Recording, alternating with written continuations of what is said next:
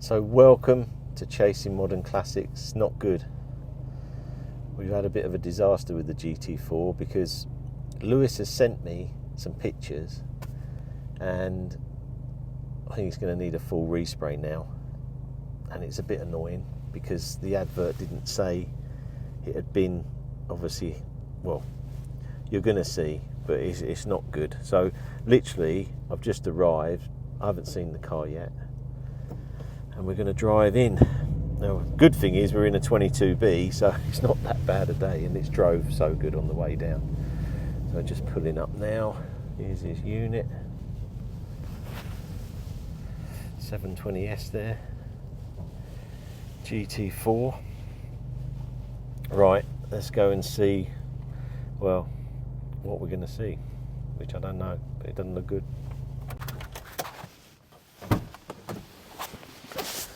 Right, so we've arrived, Elite Finish Solutions, and we're going to have a look at this Toyota, which I was so excited yesterday because I had the new wheels arrive, the Oz with the Michelin, and they do look really, really good, but we've got to look at this pinstripe problem.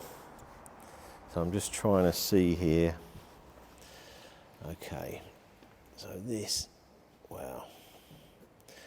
So from what Lewis has said, they've painted up to this line, hidden it with a pinstripe, which was quite clever actually. But now the pinstripe's off, you can see the two different colours.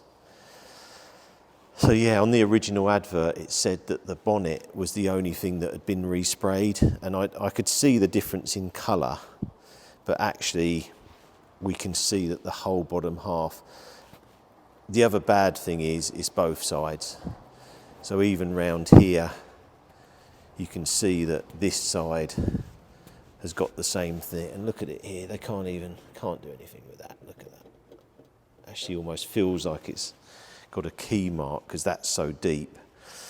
I don't know how I feel really, because I was so excited today because I thought Lewis was going to be finishing the car, it's all going to be detailed.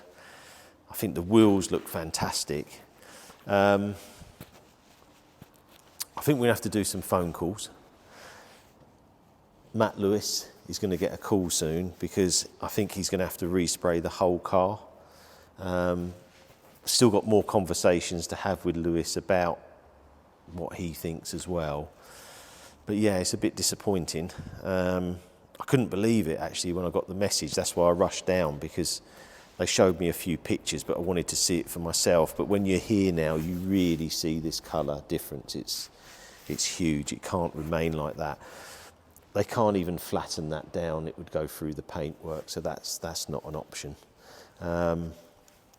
Let's go through the good points then. So the Michelins look great. The alloys, I think, look fantastic. These are Oz LM with the correct offset.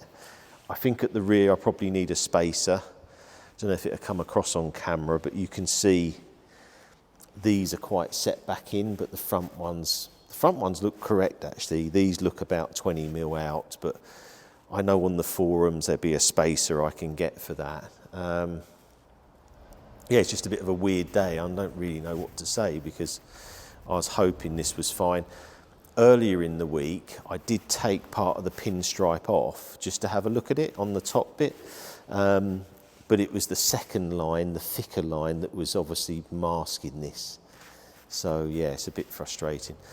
The only thing I would say is when I do buy these cars, and when you're buying from an auction, you never really know what you're going to get. And I had sort of budgeted in my mind that if the paintwork was bad, I would get it resprayed. So it's not a total disaster, but it's just a bit frustrating. And I know if obviously it wasn't a collector like myself, you'd probably be absolutely gutted now, because you've seen an advert that said only the bonnet was resprayed.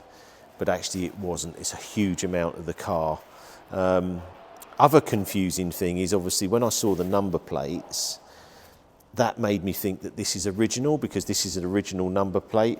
But actually tying it all in now, I think this Toyota garage is probably still going, and this is a new plate from the Toyota garage.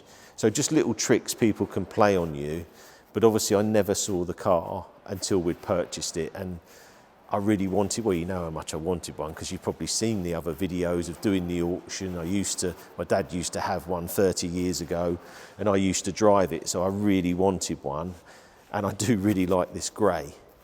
I think for us now, what we're going to do is, I can actually just go and drive it now, so that's the plan. I might as well just go out, enjoy it, because I'm going to have to respray the whole car anyway.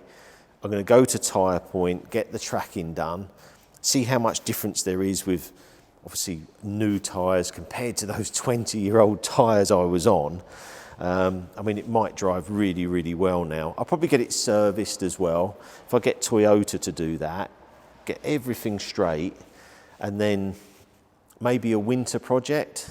We do the full respray. I know everyone really loves those videos where we put the camera with all the slow motion of the spray in and time-lapse videos, which are great. So I think we'll do that. I would keep it in this original colour because, as I said before, there was only 30 in this grey, and I really like this grey, and I think these wheels really suit it. So I think I'll stick with the same colour, bring it back. I don't know what much more I can say, really. It just wasn't the day I thought it was going to be. And yeah, it's a little bit disappointing, but there you go. But I hope you enjoy these videos.